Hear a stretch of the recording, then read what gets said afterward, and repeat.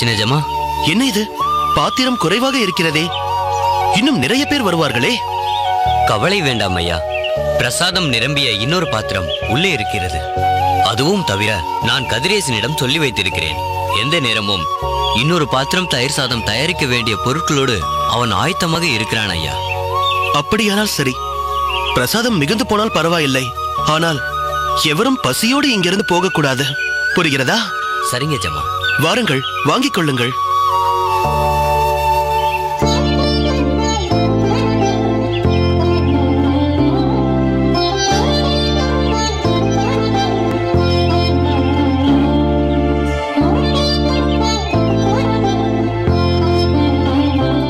உதயா, நீ பிரசாதத்தை அனைவருக்கும் கொடுத்துக் கொண்டிரு.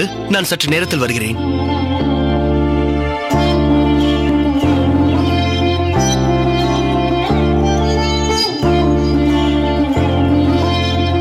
சுவாமி, என்னை ஆசீர்வதியுங்கள். இல்லப்பா, பெருமாளின் சன்னிதானத்தில் அவனை தவிர இன்னொருவரை நிலம் கிடந்து சேவித்தல் தகாது. தவறுதான். ஆர்வ மிகுதியில் நான் அப்படி செய்துவிட்டேன். நெடுநாட்களாக தங்களை சந்திக்க வேண்டும் என்று ஆவல் கொண்டிருந்த நான் இன்று நேரில் பார்த்ததும் சற்று உணர்ச்சி வசப்பட்டு விட்டேன். பரவாயில்லை. உன்னை பற்றி இந்த அடியவன் அறிந்து கொள்ளலாமா? அடியின் பெயர் கூரேசன். ஓ, நீதான் கூரேசனா? ஆம் சுவாமி. இந்த அடியவனும் உன்னை பார்க்க வேண்டும் என்று நினைத்திருந்தேன். உன்னை பற்றியும் உன் அன்னதானத்தை பற்றியும் அடியேன் நிறைய கேள்விப்பட்டிருக்கிறேன். வானத்தில் 2 துருவ நட்சத்திரங்கள் இருக்க முடியாது.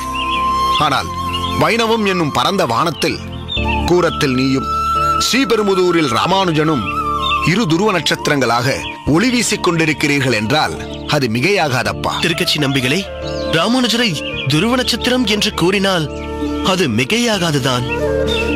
ஆனால் அடியேனையும் அவருக்கு ஈடாக நினைப்பது நிச்சயம் மிகையானதுதான். அவரின் விஷய ஞானமும் ஒவ்வொன்றையும் வேறு கோணத்தில் ஆராய்ந்து பார்க்கும் தன்மையும் அறிவு கூர்மையும் அவரை துருவ நட்சத்திரமாக உயர்த்தி இருக்கிறது. அடியேன் இன்னும் பூமியில் தான் இருக்கின்றேன்.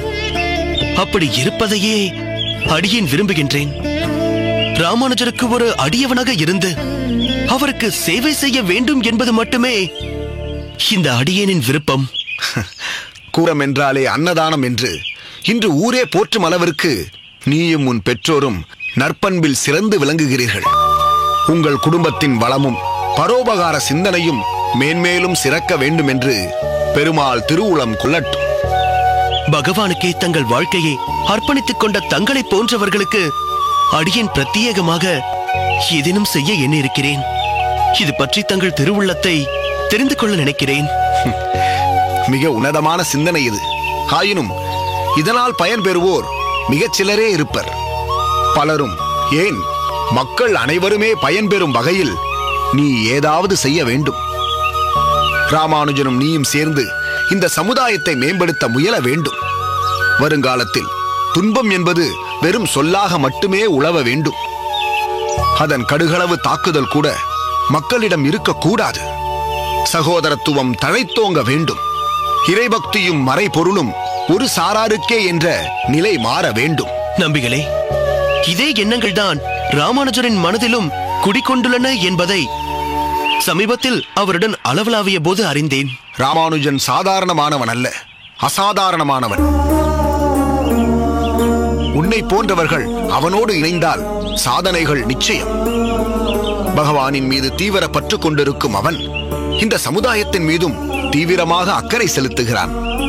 இறைவனின் பெயரை சொல்லி மனிதர்களிடையே பாகுபாடுகளையும் ஏற்றத்தாழ்வுகளையும் ஏற்படுத்தும் மனிதர்களை அவன் மாற்ற நினைக்கிறான். நிச்சயம் அதில் ஒரு நாள் அவன் வெற்றியும் பெறுவான். அந்த வெற்றியில் உன் பங்கும் இருக்க வேண்டும். அவனுக்கு உற்ற நண்பனாக, உறுதுணையாக, உந்துதலாக இருந்து உலகத்தை உய்விக்கும் பணியில் அவனோடு நீயும் இணைந்து கொள்வாயேயானால் ராமானுஜன் என்ற நாமத்தோடு கூரேசன் என்ற நாமத்தையும் இந்த உலகம் எப்போதும் உச்சரித்துக் கொண்டே இருக்கும். நிச்சயம் தங்களின் எண்ணப்படியே நடப்பேன் நம்பிகளே. ஆனால் அதற்கு தங்களை போன்ற தூய்மையான வைணவர்களின் ஆசீர்வாதம் இந்த அடியவனுக்கு வேண்டும். தயவு செய்து என்னை ஆசீர்வதியுங்கள்.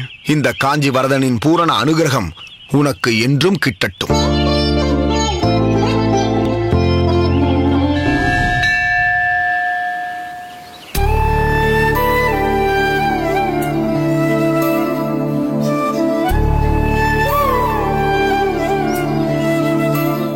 வாருங்கள். நமஸ்காரம். என்ன சுவாமி இது? முன்கூட்டியே நான் வரப்போவதாக இருக்கிறேன் என்று ஒரு தகவல் சொல்லி இருக்க கூடாதா? அடியேன் தகுந்த ஏற்பாடுகளை செய்திருப்பேனே. அப்படி ஒன்றும் அதற்கு அவசியம் இல்லையே. நானும் எல்லோரையும் போல வந்து பெருமாளை சேவித்து விட்டு போகிறேன். சரிதான். மற்றவர்களும் நீங்களும் ஒன்றா? நீங்கள் பிரத்யேகமான ஒரு நபர் இல்லையா? கூரம் முழுவதுமே உங்கள் கையில் தானே? இல்லை பட்டரே, அப்படியெல்லாம் சொல்லாதீர்கள். யார் கையிலும் எதுவும் இல்லை. பகவானின் கையில்தான் இந்த பிரபஞ்சமே இருக்கிறது. நாம் எல்லோரும் அவனின் கைப்பாவைகள். உண்மைதான் சுவாமி. ஆனால் இதை எத்தனை பேர் உணர்ந்திருக்கிறார்கள்? உங்களைப் போன்று லட்சத்தில் ஒருவர்தான் பகவானே அனைத்து காரணங்களுக்கும் காரணம் என்று நினைக்கின்றனர். சரி, இன்று வெள்ளிக்கிழமை ஆயிற்றே. பெருமாளுக்கு அலங்காரம் எல்லாம் பலமாக இருக்குமே. ஆஹா, அருமையான அலங்காரம். அதைத்தான் சொன்னேன். நீங்கள் வருவதாக முன்கூட்டியே சொல்லியிருந்தால் ஏதாவது பிரத்யேகமாக பிரசாதம் தயார் செய்திருப்பேன். இல்லை பட்டரே, பகவானுக்காக பிரசாதம் செய்ய வேண்டுமே தவிர ஒரு மனிதனுக்காக அது இருக்கக்கூடாது. பெருமாளின் கருணா கடாட்சம் நம் மீது பட வேண்டும் என்றுதான் கோயிலுக்கு வருகிறோம். அவனின் பிரசாதம் என்று சிறு துளசியை கொடுத்தாலும் அதை மகிழ்வுடன் ஏற்றுக்கொள்பவன் தான் உண்மையான பக்தன். வாஸ்தவம். சரி, எங்கே அன்னதான பிரபுவை காணோம்? யாரை கேட்கிறீர்கள்? வேறு யாரை கேட்கப் போகிறேன்? உங்கள் திருக்குமாரர் கூரேசரைத்தான் கேட்கிறேன். பல காத தூரத்திற்கு அன்னதான பிரபு என்று அவர் புகழ் பரவி இருக்கிறதே. அது பெருமாளின் அனுக்கிரகம். இந்த அன்னதானம் என்பது கூரேசன் புத்தியில் உதித்த சத்விஷயம். நான் என் ஜமீனில் பணியாற்றுபவர்களுக்கு மட்டும்தான் ஒவ்வொரு வருடமும் விளைச்சலில் இருந்து ஒரு பங்கை தானமாக கொடுத்து கொண்டிருந்தேன். ஆனால் கூரேசன் தான் அனைவரும் பயன்படும் வகையில் அன்னதானத்தை தொடங்கினான். அதன் மூலம் என்னை விட ஒரு நிலை உயர்ந்து விட்டான் என்றுதான் சொல்ல வேண்டும். தங்களின் உதார குணத்தை அவர் அப்படியே கொண்டிருப்பது நீங்கள் செய்த பெரும் பேறு. பெற்றோர் சேர்த்து வைத்த செல்வத்தை கிட்ட காரியங்களில் சீரழிக்கும் எத்தனை பிள்ளைகளை பார்த்திருக்கிறோம். ஆமா, அப்படிப்பட்ட ஒருவனாக இல்லாமல் முத்தான ஒரு பிள்ளையை நாங்கள் பெற்றிருப்பது பெருமாளின் அனுகிரகம்தான். நிச்சயமாக. சரி, கூரேசர் இங்கு வருவார் இல்லையோ? நிச்சயம் வருவான். அன்னதானம் நடக்கும் போது நாங்கள் யாராவது அங்கு இருக்க வேண்டும் என்பதில் அவன் தீவிரமாக இருக்கிறான். பணியாளர்களிடம் அதை ஒப்படைத்து விட்டு வர அவன் மனம் ஒப்புவதில்லை. ஆமாம், அதுவும் நல்லதுதான். பணியாளர்களை முழுக்க முழுக்க நம்பிவிட முடியாதே. பகவான் பலதரப்பட்ட குணாதிசயங்களை கொண்ட மனிதர்களை படைக்கிறார். அவரவரின் கர்ம வினைக்கேற்ப ஒருவனுக்கு பேராசையையும், ஒருவனுக்கு மன்மோகத்தையும், ஒருவனுக்கு பிறர் பொருள் கவரும் கள்ள புத்தியையும் கொடுக்கிறான். அப்படிப்பட்ட ஒருவன் எங்கள் பணியாளர்களில் இருந்து விட்டால் அதனால் அன்னதானம் பெறும் ஏழை எளியவர்கள் பாதிக்கப்படுவார்களே. அதற்காக வேணும் அங்கே ஒருவர் இருக்க வேண்டியதாகி விடுகிறது அல்லவா? ஆமாம் ஆமாம். சரி, வாருங்கள், வரதனை சேவிக்கலாம். இல்லை இல்லை, கூரேசன் வர வேண்டும். அன்னதானத்தை தொடங்கி வைத்துவிட்டு பரம பாகவதர் ஒருவருக்கு பிரசாதத்தை தந்த பிறகே அவன் அங்கிருந்து கிளம்புவான். அதற்கு பிறகே பெருமாளை தரிசிப்பான். அது அவன் பழக்கம். அப்படி பாகவதர் கைங்கரியம் செய்யும் அவன் இல்லாமல் நாங்கள் பெருமாளை சேவிக்கப் போவது கிடையாது. இது எங்கள் பழக்கம்.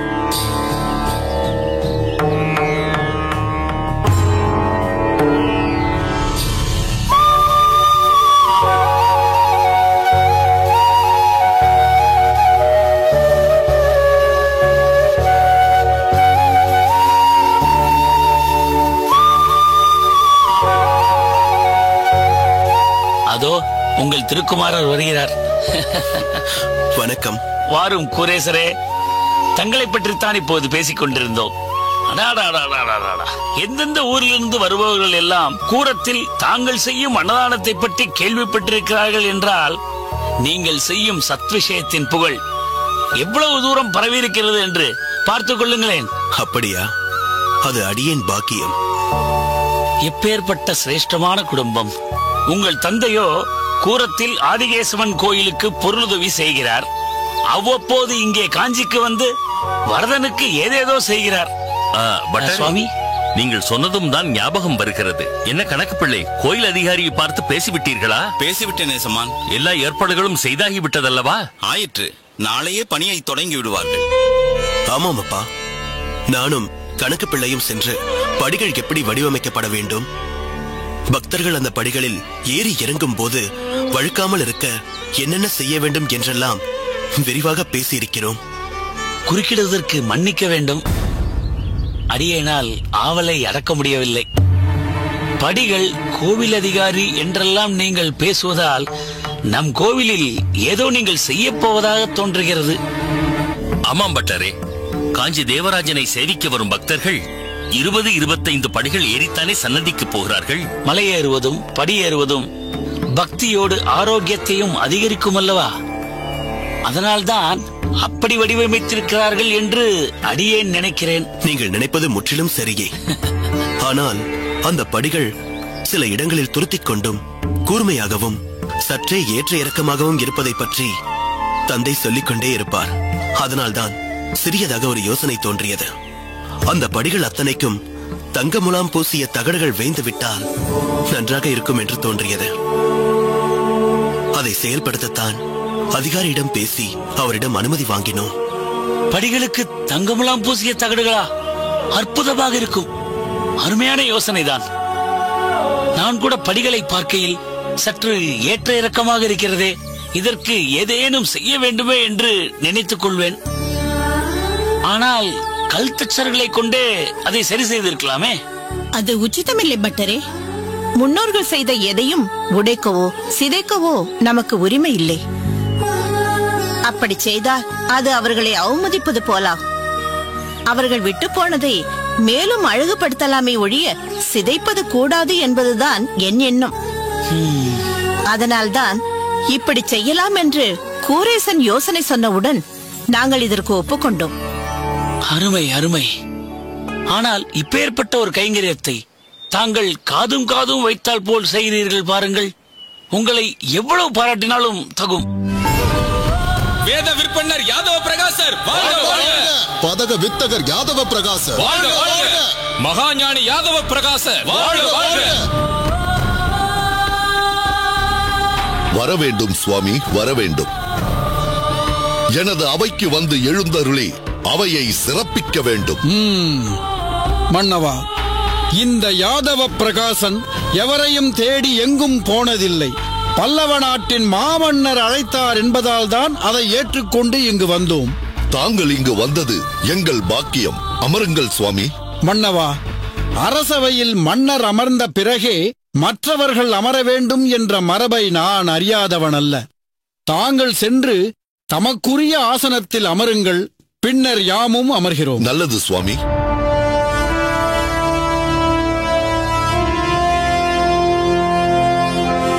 அனைவரும் அமருங்கள்.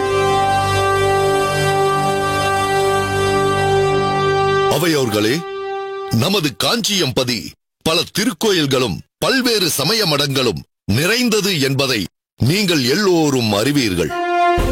ஆயினும் நாம் அனைத்திற்கும் பொதுவாக சமய சமரச நோக்கோடு ஒவ்வொன்றிற்கும் அவரவர்கள் தேவைக்கேற்ப என்ன செய்ய வேண்டுமோ அதை செய்து கொண்டிருக்கிறோம். இருப்பினும் அவற்றுள் சில மடங்கள் தான் சிறப்பாக செயல்பட்டு வருகின்றன. அவற்றினுள் மிக சிறப்பாக செயல்பட்டு வருவது இன்று நம்மிடையே எழுந்தருளி இருக்கும் யாதவ பிரகாசர் சுவாமிகள் மடம்தான் என்பது குறிப்பிடத்தக்கது. அவர் மடத்தில் உள்ள பாடசாலையில் பல அரிய விஷயங்கள் புதிய முறையில் கற்பிக்கப்படுகின்றன என்று அறிந்து நான் வியந்து போனேன். அதனால்தான் அவரை தரிசித்து ஒரு முக்கியமான விஷயத்தை பற்றி அவரது அறிவுரையை கேட்க வேண்டும் என்று விரும்பி அழைப்பு விடுத்தேன். அவரும் அதை ஏற்றுக்கொண்டு இங்கு வருகை புரிந்திருக்கிறார். அவர் இந்த அவைக்கு எழுந்தருளியதால் அவையே புனிதமடைந்தது. சுவாமி, தாங்கள் ஒரு சில வார்த்தைகள் சொல்லி அருள வேண்டும். அவையோர்களே, நமது மாமன்னர் எந்த அளவிற்கு நாட்டில் நடப்பவைகளையெல்லாம் கூர்ந்து கவனிக்கிறார் என்பதை இன்றுதான் புரிந்து கொண்டேன். மன்னரே சொன்னது போல் பல சமயங்கள் இடம்பெற்றிருக்கும் இந்த காஞ்சியில் எமது சம்பிரதாயத்தை மதித்து எம்மை அழைத்திருப்பது ஏன்? நந்திக் கொடியை ஏந்தியவர் அல்லவா நமது மாமன்னர். அதனால்தான் எம்மிடம் ஈடுபாடு கொண்டு எம்மை அழைத்திருக்கிறார். மன்னவா, தாங்கள் எமக்கு அழைப்பு விடுத்த போதே ஏதோ ஒரு முக்கியமான விஷயத்தை பற்றி பேசுவதற்காகத்தான் இருக்க வேண்டும் என்று உணர்ந்து கொண்டேன். இப்போது தாங்களும் அதை பற்றி அவையிலேயே எடுத்துரைத்தீர்கள். அது என்ன விஷயம் என்று சொன்னால் நாம் மேற்கொண்டு அதை பற்றி விரிவாக பேசலாம். சுவாமிகளே, தொண்டை நன்னாடு சான்றோர் உடைத்து என பெருமை கொண்டது நமது பல்லவ சாம்ராஜ்யம். பூவேஷு ஜாதி, புருஷேஷ விஷ்ணு, நாரீஷு ரம்பா, நகரேஷு காஞ்சி என்று பாராட்டப்பட்டது நமது தலைநகரான காஞ்சியம்பதி. இத்தகைய சிறப்பு வாய்ந்த கலைவளம் மிகுந்த இந்த நாட்டில் இன்று மழை வளம் இல்லாமல் போய்விட்டது. வெளுத்திருக்கும் வானம் கருத்த மேகங்களை காணாமலே போய்விடுமோ என்று சந்தேகமாக இருக்கிறது. பயிர்களே இல்லாமல் நிலமெல்லாம் பாலம் பாலமாக வெடித்து விட்டது. நாடெங்கும் கடுமையான வறட்சி ஏற்பட்டிருக்கிறது. இந்த நிலை இப்படியே நீடித்தால் மக்கள் பசி பசி என்று பஞ்சத்தால் நெஞ்சம் வெதும்பி தவிக்கும் நிலை வந்துவிடுமோ என்று அஞ்சுகிறேன். அத்தகைய அச்சம் தங்களுக்கு தேவையில்லை மன்னவா. இப்போது தங்களுக்கு என்ன வேண்டும்? தொண்டை மண்டலம் எங்கும் பரவி இருக்கும் வறட்சி மாற வேண்டும். அதற்கு மழை வர வேண்டும். வேறென்ன வேண்டும்? இதற்காகவா இப்படி கலங்கி போனீர்கள்? என்னை தாங்கள் முன்னமே அழைத்து இதை பற்றி பேசியிருந்தால் இந்நேரம் பல்லவ நாடெங்கும் பரவலாக மழை பொழியும்படி செய்திருப்பேனே.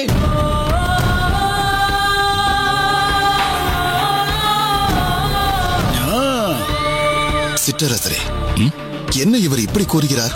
ஏதோ மழை இவர் சொல்ல வேண்டும் என்பதற்காகத்தான் காத்திருப்பது போல் சொல்கிறாரே. பிரதானியாரே, வந்தது முதலே இவருடைய வார்த்தைகளில் அகந்தி மிஞ்சி நிற்கிறது. மன்னர் இவருக்கு ஏன் இவ்வளவு முக்கியத்துவம் தந்து இங்கு அழைத்து வந்திருக்கிறார் என்று தெரியவில்லையே. யாராலோ எப்படியோ நல்லது நடந்தால் சரி என்று நினைக்கிறார். மன்னவா, தங்கள் அவையில் உள்ளவர்களுக்கு என் பேச்சில் நம்பிக்கை இல்லாமல் பேசுவது போல் தெரிகிறது. இல்லை இல்லை, அப்படியெல்லாம் ஒன்றுமில்லை. அது சாத்தியம்தானா என்று தங்களுக்குள் விவாதித்துக் கொள்கிறார்கள் இல்லையா? ஆம் மன்னவா. சுவாமிகளே, இவர் நமது பிரதானியார். இவர் நம் தளபதி. மற்றவர்கள் எல்லாம் நமது பேரரசுக்கு கட்டுப்பட்ட சிற்றரசர்கள், நிர்வாகிகள். அவரவர் பகுதியில் நிலவும் வறட்சியை பற்றி சொல்லி அதற்கு ஏதேனும் நிவாரணம் கேட்டு வந்திருக்கிறார்கள். தாங்கள் பல்லவ நாடெங்கும் பரவலாக மழை பொழிய செய்ய முடியும் என்று சொன்னதை கேட்டு வியந்து போய்விட்டார்கள். அது எப்படி சாத்தியமாகும் என்பதை தாங்கள் தான் விளக்கி அருள வேண்டும். மன்னவா, இங்கு யாம் வந்தபோது இவர்கள் என்னை வேத விற்பன்னர் என்று குறிப்பிட்டார்கள். அது உண்மைதான்.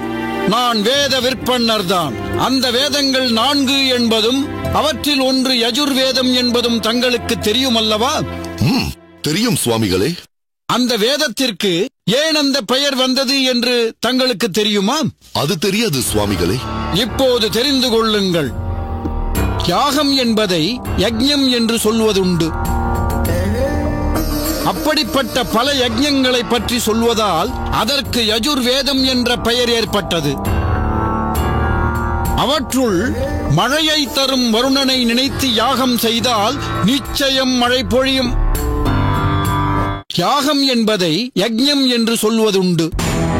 அப்படிப்பட்ட பல யஜ்ஞங்களை பற்றி சொல்வதால் அதற்கு யஜுர்வேதம் என்ற பெயர் ஏற்பட்டது. அவற்றுள் மழையை தரும் வருணனை நினைத்து யாகம் செய்தால் நிச்சயம் மழை பொழியும்.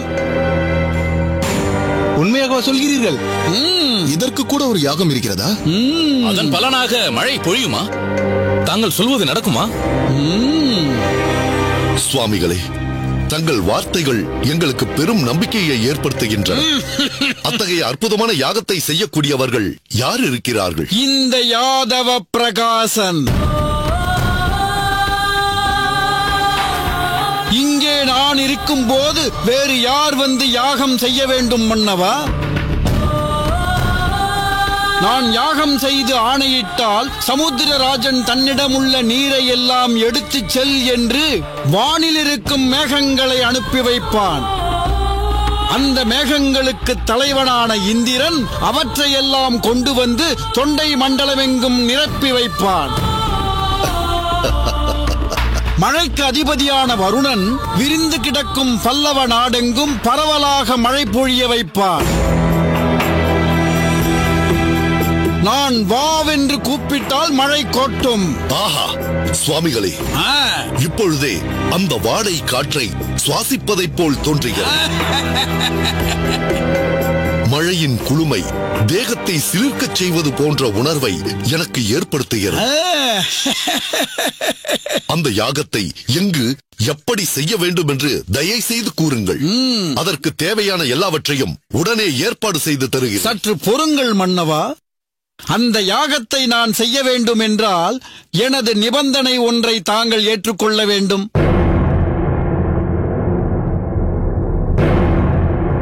சுவாமிகளே, எனக்கு நாடுதான் முக்கியம். நாட்டில் வாழும் மக்கள் நலமாக வாழ வேண்டும் என்பதே எனது லட்சியம்.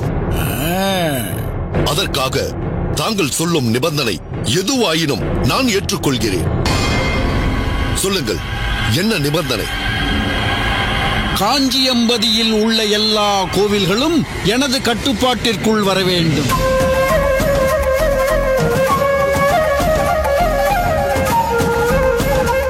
அங்கங்கு நடப்பவை அனைத்தும் எனது நேரடி பார்வையில் நடக்க வேண்டும். கோயில் சம்பந்தமாக நான் எந்த முடிவு எடுத்தாலும் தாங்கள் அதில் தலையிடக்கூடாது. என்ன சொல்கிறீர்கள் மன்னவா? இவ்வளவுதானே? அவ்வாறே ஆகட்டும். கோயில்கள் சம்பந்தமான எல்லா அதிகாரங்களையும் இப்பொழுதே தங்களுக்கு வழங்குகிறேன்.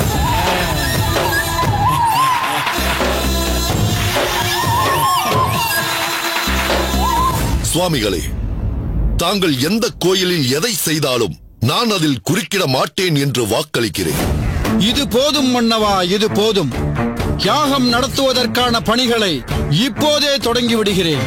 சுவாமிகளே, அந்த யாகத்தை எந்த கோயிலில் நடத்த வேண்டும் என்று தீர்மானித்து விட்டீர்களா? தங்களோடு உரையாடும் போதே அதற்குரிய கோவிலை தேர்ந்தெடுத்து விட்டேன். அது எந்த கோயில் என்பதை என்னிடம் சொல்லலாம் அல்லவா?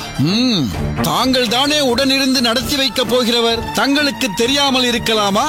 அத்திகிரி வரதர் கோவில்தான் நமது யாகத்திற்காக தேர்ந்தெடுத்திருக்கும் கோயில். ஆச்சரியமாக இருக்கிறது. தாங்கள் அந்த கோயிலை தேர்ந்தெடுத்ததற்கு ஏதேனும் காரணம் உண்டா? நிச்சயமாக அதற்கு ஒரு காரணம் உண்டு மன்னவா.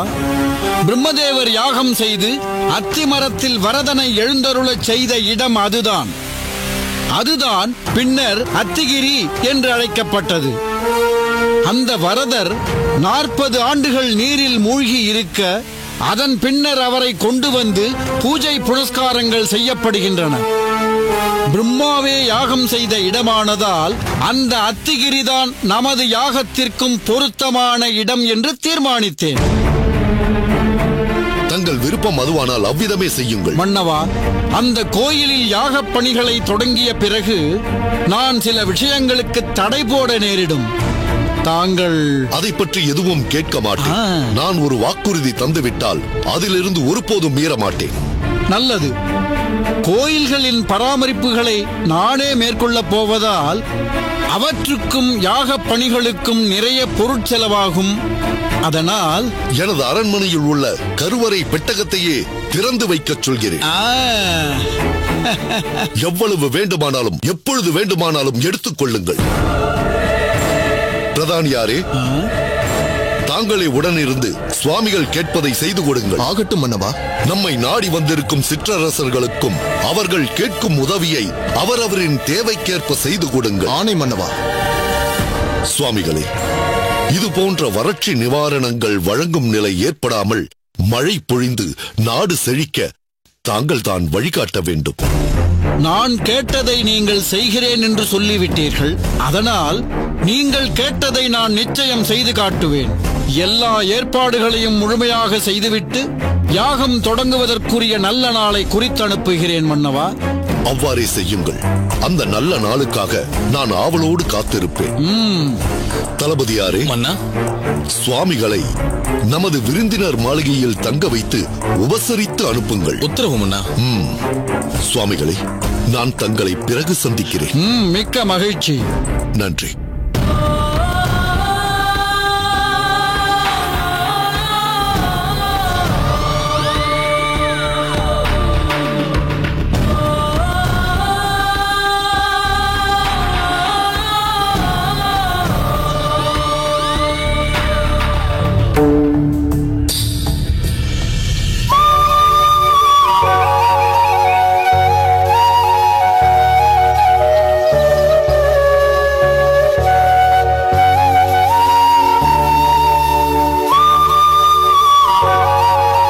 குரேசரே, தங்களுக்கு எவ்வளவு நன்றி சொன்னாலும் தகும். பக்தர்களின் முகத்தில் எவ்வளவு திருப்தி பார்த்தீர்களா? நான் மிகுந்த வருத்தத்தில் இருந்தேன். காலம் காலமாக நடந்து கொண்டிருக்கும் பிரசாத விநியோகம் எங்கே என் நிர்வாகத்தில் நின்று விடுமோ என்று பயந்து கொண்டிருந்தேன். நல்ல நேரத்தில் வந்து தாங்கள் கை கொடுத்திருக்கிறீர்கள். திருக்கட்சி நம்பிகளுக்கும் நாம் நன்றி சொல்ல கடமைப்பட்டிருக்கிறோம். வாருங்கள், பிரசாதம் வாங்கிக் கொள்ளுங்கள்.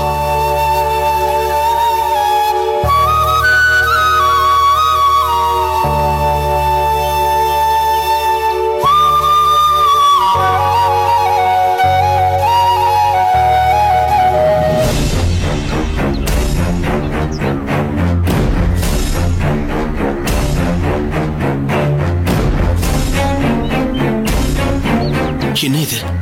ஏன் பிரசாதம் வாங்குவதை தடுக்கிறீர்கள்? இங்கு பிரசாதம் கொடுக்க கூடாது என்பது ஆணை. அதை மீறி பிரசாதம் கொடுத்துக் கொண்டிருக்கிறாயே, உனக்கு என்ன தைரியம்? ஒரு நற்காரியம் நடக்கக்கூடாது என்று கூட யாராவது ஆணையிடுவார்களா? அது நற்காரியமோ துர்காரியமோ எங்களுக்கு தெரியாது. இங்கே பிரசாதம் கொடுக்க கூடாது என்றால் கொடுக்க கூடாது. இதற்கு மேலும் ஏதேனும் பேச வேண்டும் என்றால் இந்த ஆணையை மன்னர் மூலம் பிறப்பித்தவரே வந்து கொண்டிருக்கிறார். அவரிடமே பேசிக்கொள்.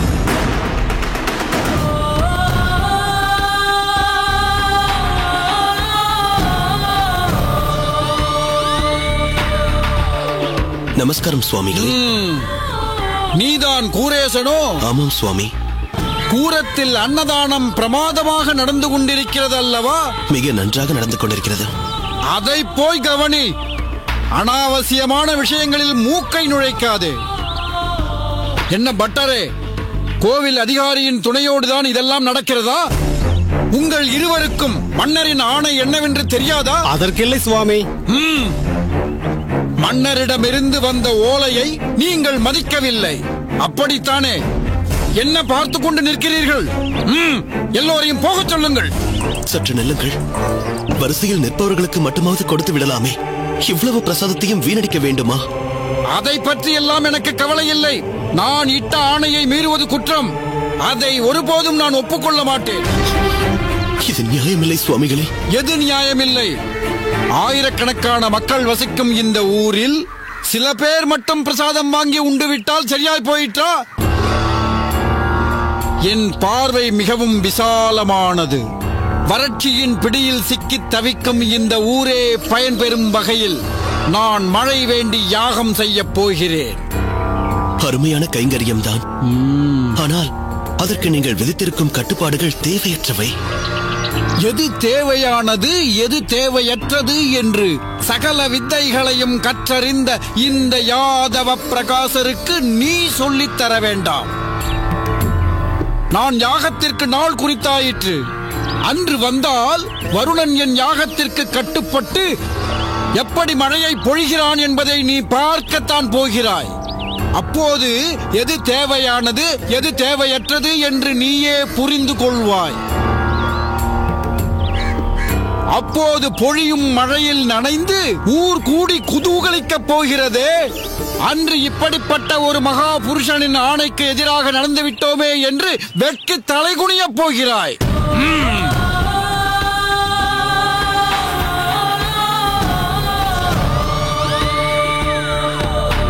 இந்த யாதவ பிரகாசரின் செயல்கள் எல்லை மீறி போகிறதே. முதலில் வீரர்களை அனுப்பிவிட்டு பிறகு என்ன நடக்கிறது என்று வேவு பார்க்க வந்திருக்கிறாரே. மன்னரை தன் வாக்கு சாதுரியத்தினால் தன் பக்கம் இழுத்திருக்கிறார். அந்த தைரியத்தில் தான் இப்படியெல்லாம் நடக்கின்றார். கவலைப்படாதீர்கள். சில வருடங்களுக்கு முன்பு நான் மன்னரை சந்தித்திருக்கிறேன். என் மீது அவர் கொண்டிருக்கும் மதிப்பினால் நீ எப்போது வேண்டுமானாலும் வா, என்ன உதவி வேண்டுமானாலும் கேள் என்று கூறியிருக்கிறார். சொல்ல போனால் நான் கூரத்தில் செய்யும் அன்னதானத்தில் அவருக்கும் சிறு பங்கு உண்டு. நான் நாளையே தலைநகருக்கு சென்று மன்னரை சந்திக்கிறேன். அச்சமயத்தில் திருக்கட்சி நம்பிகளும் என்னுடன் இருந்தால் நன்றாக இருக்கும். நல்லது கூரேசரே, அப்படியே செய்யுங்கள். நம்பிகளை கூட அழைத்துச் செல்வதும் நல்ல யோசனைதான். மன்னரிடம் அவரும் பக்குவமாக பேசுவாரே. சரி, நான் புறப்படுகிறேன். மன்னரை சந்திப்பதில் நல்லது நடக்கும் என்ற நம்பிக்கையோடு போகிறேன். தங்கள் இருவரின் ஆசீர்வாதமும் எனக்கு துணை இருக்கட்டும். நற்காரியங்களுக்கு பகவான் என்றும் துணை இருப்பான். நீங்கள் போய் வாருங்கள் குரேசரே.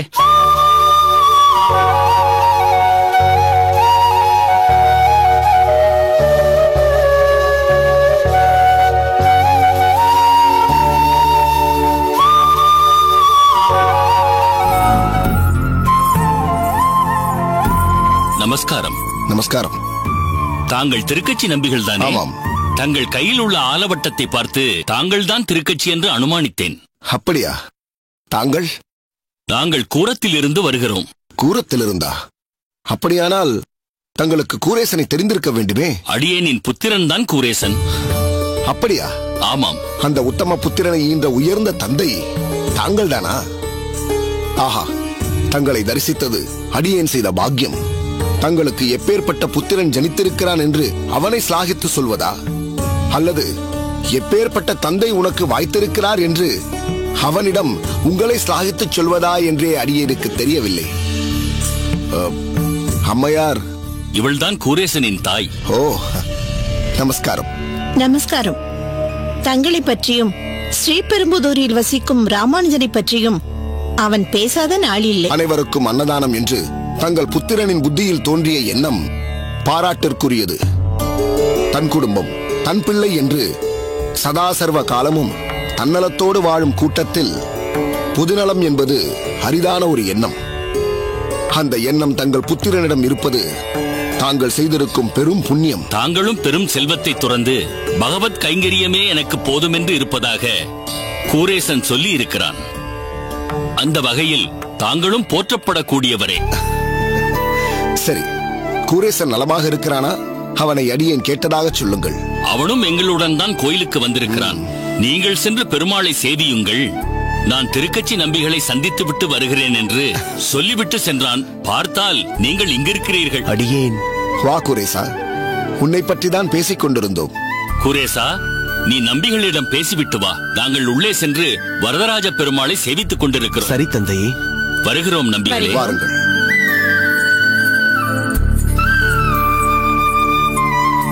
நம்பிகளே, அடியேன் அன்னதானத்தின் போது யாதவ பிரகாசர் காவலர்களோடு வந்து தடுத்தது பற்றி தாங்கள் கேள்விப்பட்டிருப்பீர்கள். கேள்விப்பட்டேன். யாதவ பிரகாசர் வெகு பிடிவாதமாக மக்களின் பசியை பற்றியும் பிரசாதம் வீணாவதை பற்றியும் தனக்கு கவலையே இல்லை என்று சொல்லிவிட்டார். பிரசாதத்திற்காக ஆவலோடு காத்திருந்த பக்தர்களை ஈவு இரக்கம் இல்லாமல் காவலர்களை கொண்டு துரத்தியும் விட்டார். அன்னத்தை வீணாக்குவது விரும்பத்தக்கதல்ல. பக்தர்களை பசியுடன் விரட்டி அடித்ததும் அவருக்கு அழகல்ல. ஆனால் மன்னரின் ஆணை என்றல்லவா இதையெல்லாம் செய்திருக்கிறார். இப்படி ஒரு ஆணையை பிறப்பிக்க மன்னருக்கு எப்படி மனம் வந்தது என்றுதான் தெரியவில்லை. மன்னன் என்பவர் மெத்த படித்தவராகவும் கல்வி கேள்விகளில் சிறந்தவராகவும் வில்வித்தை வாழ்வித்தை போன்றவற்றில் பயிற்சி பெற்றவராகவும் மக்களை ஆள்வதில் அறிவுள்ளவராகவும் அதில் வல்லவராகவும் இருக்க வேண்டும் என்பது விதி. இதில் நிச்சயம் நம் மன்னரும் விதிவிலக்கல்ல. ஆனாலும் கற்றது கைமண்ணளவுதானே. சில விஷயங்களில் நிபுணர்களை அணுக வேண்டியதாகிவிடுகிறது. அப்படித்தான் மக்களின் சுபீட்சத்தை மனதில் கொண்டு யாதவ பிரகாசரை மன்னர் அணுகியிருக்கிறார். ஆனால் இந்த நிபுணர்கள் சில சமயங்களில் மன்னரை தவறாக வழிநடத்தி சுயலாபம் பார்ப்பவர்களாக அமைந்து விடுவதுண்டு. யாதவ பிரகாசரும் அப்படித்தானோ என்ற ஒரு ஐயம் அடியேனின் மனதில் இல்லாமல் இல்லை. தங்களின் ஐயம் உண்மையானதுதான். கோயில்களில் அன்னதானம் நடப்பதும் பகவானை தரிசிக்க வரும் பக்த கோடிகளுக்கு பெருமாளுக்கு கண்டருள பண்ணப்பட்ட பிரசாதத்தை விநியோகிப்பதும் தொன்று தொட்டு நடந்து கொண்டு வரும் நற்காரியம். அது கூடாது என்று சொல்வது மனித தன்மையே அல்ல. அதிகாரம் கையில் வந்து விட்டதால் ஏற்பட்ட மமதை எது? தேளுக்கு அதிகாரம் கொடுத்தால் அது கொட்டத்தானே செய்யும். தான் அதிகாரம் கொடுப்பது ஒரு தேளுக்கு என்று மன்னர் அறிந்திருக்க மாட்டார். நான் ஒன்று செய்யலாம் என்றிருக்கின்றேன். சொல். நம் மன்னருக்கு அடியேன் பரிச்சயமானவன். அப்படியா? ஆமாம். அப்படி ஒரு சந்தர்ப்பம் சில வருடங்களுக்கு முன்பு எனக்கு வாய்த்தது. ஒரு முறை எங்கள் பண்ணையில் வேலை செய்பவரை கள்வன் என்று தவறாக எண்ணி சிறையில் அடைத்த போது அவர் குற்றமற்றவர் என்று நிரூபிக்க வேண்டி நான் மன்னரை சந்தித்தேன். அந்த பெரியவரை விடுவிக்கவும் விடுவித்தேன். என் துணிச்சலும் தன் பணியாளருக்கு நேர்ந்த துன்பத்தை களைய வேண்டும் என்ற என் பரிவும் மன்னருக்கு மிகவும் பிடித்துவிட்டது. அன்று அவர் எப்போது வேண்டுமானாலும் எந்த உதவி வேண்டுமானாலும் என்னிடம் வந்து கேள் என்று கூறியிருக்கிறார். அதை மறந்திருக்க மாட்டார் என்று நான் நினைக்கிறேன். கோயிலில் நடந்தது பற்றியும் யாதவ பிரகாசரின் அதிகார போக்கு பற்றியும் மன்னரிடம் முறையிடலாம் என்றிருக்கிறாயா? நிச்சயமாக இல்லை. யாதவ பிரகாசர் கோயிலுக்கு வந்தது பற்றியே நான் கூறப்போவதில்லை. அவர் செய்த செயல்கள் தவறானவை என்று கூட நான் கூறுவதாக இல்லை. அடியேன் தேவை பக்தர்களின் திருப்தி. மன்னரிடம் ஒன்றுதான் அடியேன் கேட்கப் போகிறேன். கோயிலில் பிரசாதத்தை மக்களுக்கு கொடுக்கக்கூடாது என்ற தடையை ஏன் தாங்கள் திரும்ப பெறக்கூடாது என்று அவரிடம் இறைஞ்சலாம் என்றிருக்கிறேன். யாதவ பிரகாசர் மன்னரை மூளைச்சலவை செய்து தன் விருப்பத்திற்கு வளைத்திருக்கிறார்.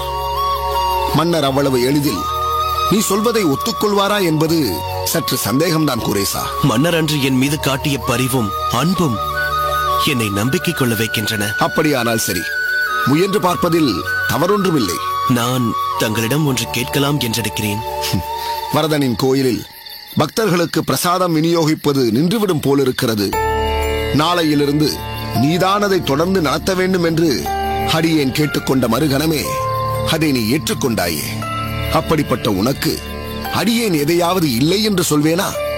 என்ன வேண்டுமானாலும் கேள் குரேசா. மன்னரை பார்க்க நான் செல்லும் போது தாங்களும் என்னுடன் வர வேண்டும். அடியேன் அங்கு வந்து என்ன செய்ய போகிறேன்?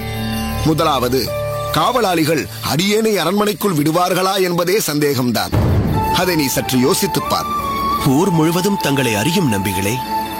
தனக்கென்று எதையும் வைத்துக் கொள்ளாமல் இறை பக்தியே பெருஞ்செல்வம் என்று அனைத்தையும் உதறிவிட்டு வந்த தங்களை அறியாதார் யார் இருக்க முடியும்? மன்னரும் மந்திரிகளும் பிரதானியாரும் நிச்சயம் உங்களை அறிவார்கள். அடியேன் வருவது உனக்கு ஏதாவது ஒரு விதத்தில் சாதகமாக இருக்கும் என்று நீ நினைத்தால் நிச்சயம் வருகிறேன். நிச்சயமாக தாங்கள் என்னுடன் வருவது பலனளிக்கும். ராமானுஜனைப் போலவே மக்களுக்கு பயனுள்ள காரியங்களை செய்ய வேண்டும் என்று நீ நினைப்பது மிக உயர்ந்த குணம். அவரிடம் இருக்கும் கடல் அளவு நற்குணங்களில் சிறு கடுகளவு நற்குணம் ஏதோ எனக்கு வந்திருக்கிறது என்பதுதான் உண்மை. நல்லது குரேசா. எப்போது நாம் மன்னரை சந்திக்கப் போகிறோம் என்று சொல். அடியே நீ குறிப்பிட்ட நேரத்திற்கு வந்து விடுகிறேன். நல்லவற்றை செய்வதற்கு நாள் கடத்தக்கூடாது என்று என் தந்தை அடிக்கடி சொல்வார். அதனால் நாம் நாளையே மன்னரை பார்க்க போகலாம். அப்படியானால் நாளை அடியேன் பெருமாளுக்கு கைங்கரியம் செய்துவிட்டு உனக்காக காத்துக் கொண்டிருப்பேன். மிக்க நன்றி சுவாமிகளே. சரி, நீ உள்ளே சென்று பேரருளாளனை சேவித்துக்கொள். உன் பெற்றோர்கள் உனக்காக காத்துக் கொண்டிருப்பார்கள். சரி நம்பிகளே.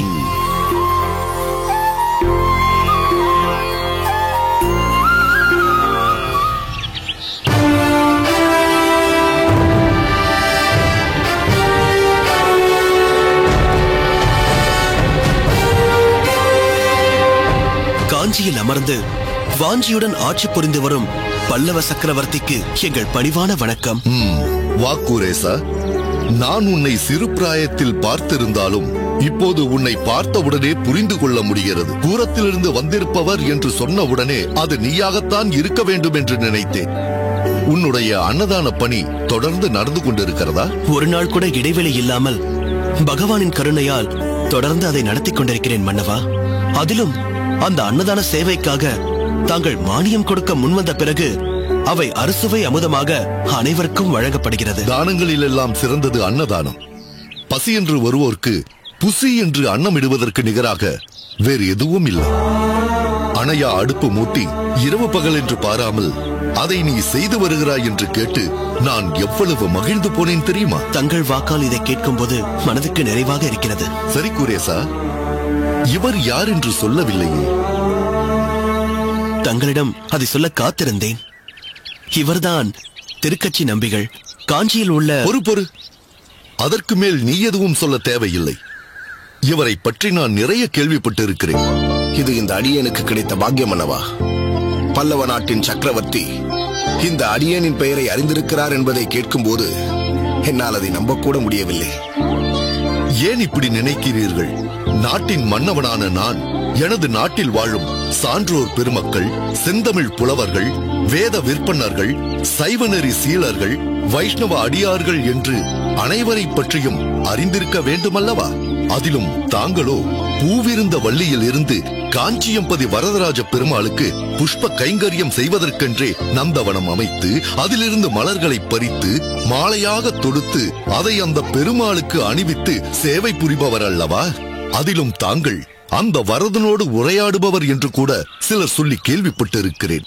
இப்படிப்பட்ட மகா பாகவதர் நமது காஞ்சியில் இருக்கிறாரே என்று நான் பெருமைப்பட்டிருக்கிறேன். இதுவும் அந்த வரதனின் கருணைதான் மன்னவா.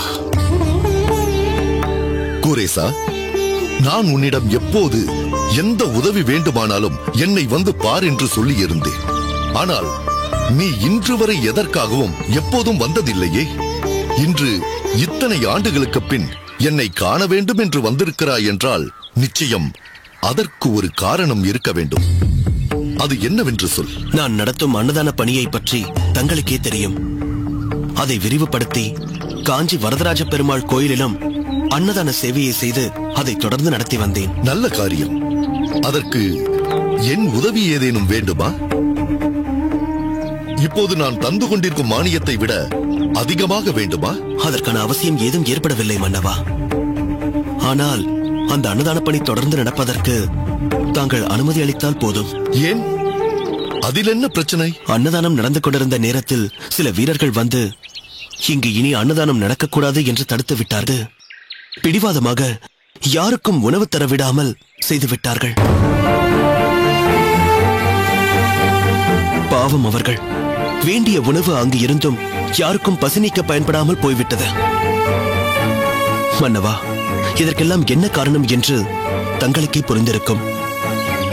யாதவ பிரகாசர் சொல்லித்தான் அவர்கள் வந்து அப்படி கடுமையாக நடந்து கொண்டார்கள். இங்கு இப்போது இருப்பவர்கள் வரைக்குமாவது உணவை தந்து விடுகிறோம் என்று வேண்டினோம். இதற்கு மேல் ஒருவருக்கு கூட ஒரு பருக்கை அன்னம் கூட தரவிடாதீர்கள், அனைத்தையும் பறித்துச் சென்று வீதியில் கொட்டிவிடுங்கள் என்று சொல்லிவிட்டார் யாதவ பிரகாசர். மன்னர் அவருக்கு கோயில்கள் சம்பந்தப்பட்ட சகல அதிகாரங்களையும் வழங்கி இருப்பதால் அதை மீறி எங்களால் எதுவும் செய்ய முடியாது என்று கூறிவிட்டார்கள் வீரர்கள். அவர்கள் சொன்னது உண்மைதான் குரேசா. நம் நாட்டில் சில வருடங்களாக மழையே இல்லை என்பது உங்களுக்கு நன்றாக தெரியும். வர்க்கடம் என்று சொல்லக்கூடிய கடுமையான வறட்சி இன்று நாடு முழுக்க நிலவி வருகிறது. இந்த நிலையில் இதற்கெல்லாம் ஒரே விடிவு என்ன?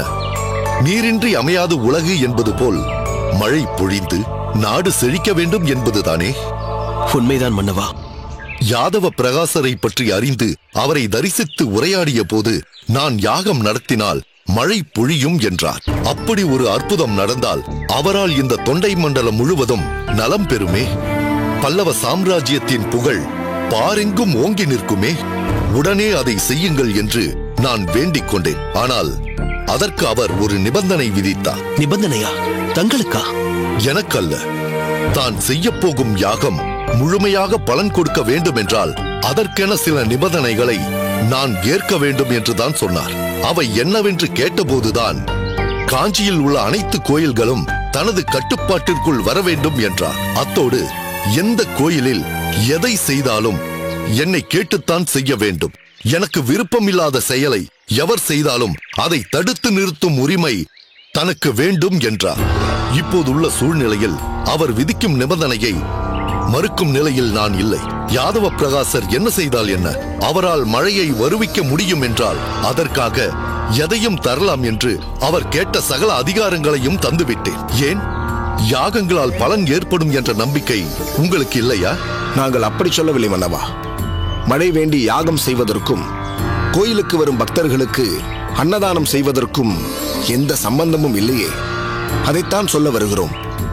அன்னதானத்தை பெற்று வயிறார உண்டவர்கள் வாயார வாழ்த்தினால் அதுவே நாடு செழிக்க ஒரு காரணமாக அமையுமே. யாகத்திற்கும் இதற்கும் எந்த சம்பந்தமும் இல்லையே மன்னவா. யாதவ பிரகாசர் சொன்னார் என்பதற்காக அன்னதானத்தை நிறுத்திவிட்டால், அந்த மக்கள் மனம் நொந்து ஏதாவது சொல்லிவிட்டால் அதுவே கூட தீங்காக அமைந்து விடுமே. யாதவ பிரகாசர் ஒரு பக்கம் தான் சொன்னபடி சிறப்பாக யாகம் நடத்தட்டும். குரேசன் ஒரு பக்கம் அன்னதானம் நடத்தட்டுமே.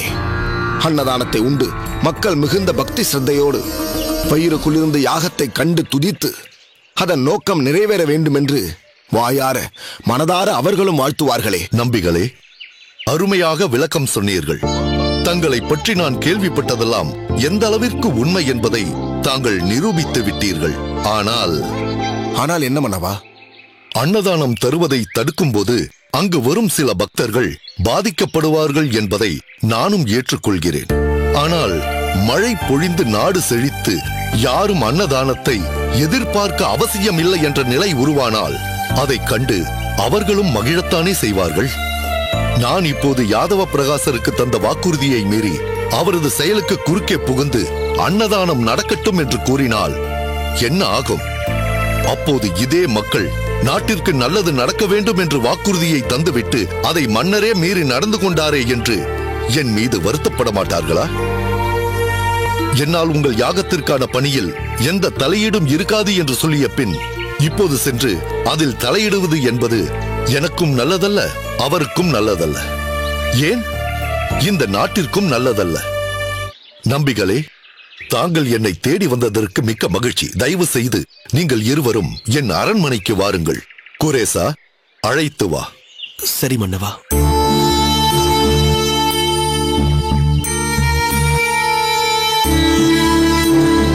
அந்த கூரேசன் தான் அன்னதானம் செய்ததை தாங்கள் தடுத்த விஷயத்தை மன்னரிடம் முறையிட சென்றிருக்கிறார்.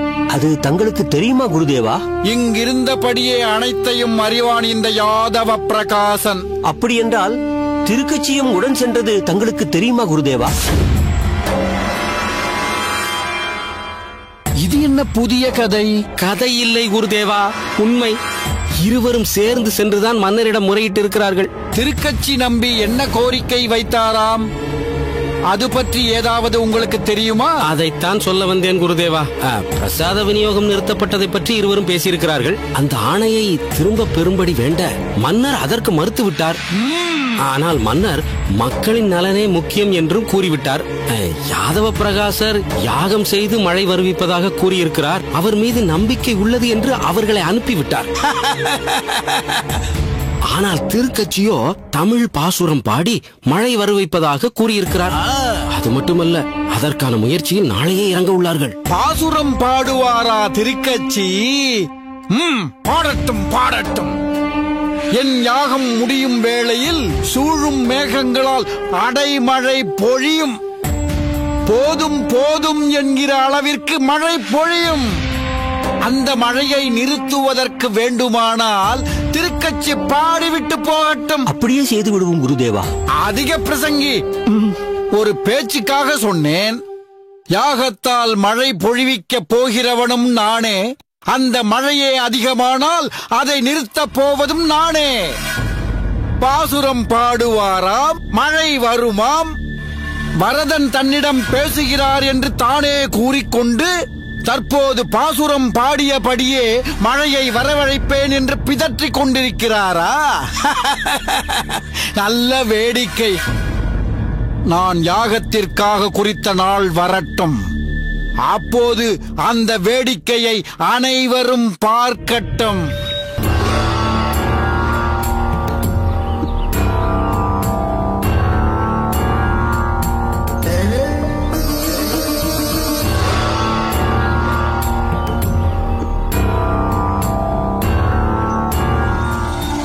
வாருங்கள் சுவாமி. என்ன திருக்கட்சி, உமக்கே உன் மீது நம்பிக்கை இல்லையா? நீர் பாடி மழை கொட்டென்று கொட்டப் போகிறது என்றால் ஒரு மண்டபத்தின் கீழல்லவா நின்றிருக்க வேண்டும். இப்படி திறந்த வழியில் நின்றிருக்க மாட்டாயே. மன்னிக்க வேண்டும். பாசுரம் பாடி பொழிய போகும் மழை பகவானின் அருட்பிரசாதம். அதில் பரவசத்துடன் நனைய வேண்டும். நனையாமல் அடியேனை பாதுகாத்துக் கொள்வது பகவானின் பிரசாதத்தை வேண்டாம் என்று சொல்வது போலாகும். பகவானின் பிரசாதம் பக்தனுக்கு கிடைக்க கூடாது என்ற குறுகிய எண்ணம் அடியேனுக்கு இல்லை. நீர் அங்கே வருகிறீரா? சரி சரி, நாளை என் யாகத்தின் வழியே வருண பகவானை வரவழைத்து விடுவேன் அல்லவா? அப்போது என் கட்டுப்பாடுகள் எவ்வளவு முக்கியமானவை என்பதை நீர் புரிந்து கொள்வீர். பாசுரமாம், பாடுவாராம், மழை கொட்டுமாம். காலை நேரத்தில் கடும் குளிரில் கழுத்தளவு தண்ணீரில் நின்று கொண்டு மணிக்கணக்கில் வேதத்தை பாராயணம் செய்த இந்த வேத வித்தின் வேத கோஷத்திற்கு மழை கொட்டாமல் வெறும் பாசுரத்திற்கு மழை வந்துவிடுமா என்ன? மன்னிக்க வேண்டும் சுவாமி. தமிழ் பாசுரங்களை சிறுமைப்படுத்தி பேசுவது தங்களை போன்றவர்களுக்கு அழகல்ல. ஒன்றை சிறுமைப்படுத்தி தங்களை உயர்த்திக் கொள்வது விரும்பத்தக்கதல்ல. நிரூபித்து காட்டு கூரேசா, உன் தரப்பை நிரூபி. பிறகு பேசிக்கொள்வோம். என்ன திருக்கச்சி, பாசுரத்தை ஆரம்பிக்க இன்னும் அவகாசம் வேண்டுமோ? ஒருவேளை கருமேகங்கள் சூழ்ந்த பிறகுதான் ஆரம்பிப்பீரோ? இல்லை, அடியேன் சித்தமாக இருக்கிறேன். தங்கள் முன் பாசுரத்தை பாடி மழையை வரவழைக்க வேண்டும் என்றுதான் அடியேன் காத்திருக்கிறேன். தாங்கள் வேண்டுமானால் மண்டபத்திற்கு சென்று அமர்ந்து கொள்ளுங்கள். வேண்டாம், நான் இங்கேயே இருக்கிறேன். ஒரு துளி மழை கூட என் மீது விழாது என்று எனக்கு நம்பிக்கை இருக்கிறது. உனக்கு நம்பிக்கை இல்லை என்றால் நீ பாடு.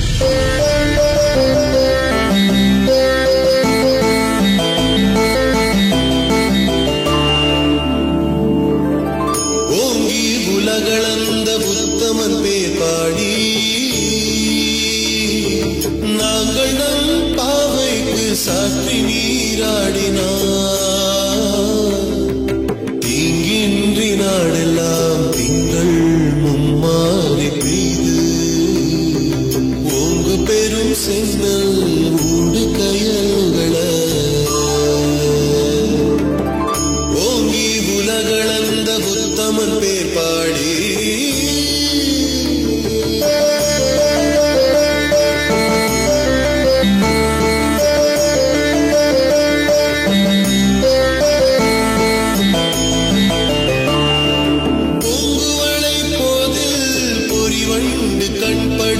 தீங்காது புக்கிருந்து சீத்தமுலை பற்றி வாங்க பூங்குவளை போதில் பொறிவண்டு கண்படுப்ப தீங்காது புக்கிருந்து சீத்தமுலை பற்றி வாங்க குடம் நிறைக்கும் வள்ளல் பெரும் பசுக்கள் குடம் நிறைக்கும் வள்ளல் பெரும் பசுக்கள் நீங்காத செல்வம் நிறைந்தேலோரியம்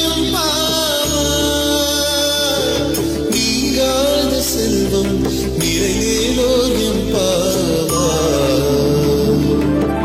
ஓங்கி உலகளந்த புத்தமன் பேர் பாடி நாங்கள் நம் பாவைக்கு சாற்றி நீராடினார். தீங்கின்றி நாடெல்லாம் திங்கள் மும்மாறி பெய்து ஓங்கு பெரும் சென்னல் ஊடு கயல்கள